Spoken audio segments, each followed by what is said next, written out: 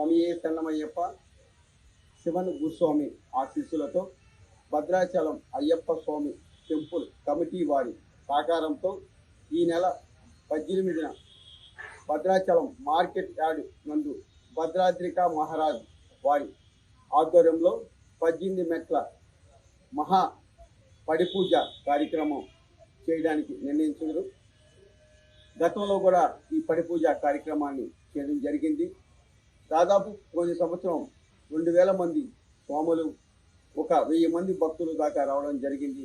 ఈసారి దాదాపు 4000 మంది స్వాములు వస్తారని ఆలోచనతో కమిటీ వారు ఉన్నారు. వారికి ఎటువంటి ఇబ్బంది కలుక్కోకుండా ఏర్పాట్లు కూడా చేయడం జరిగింది.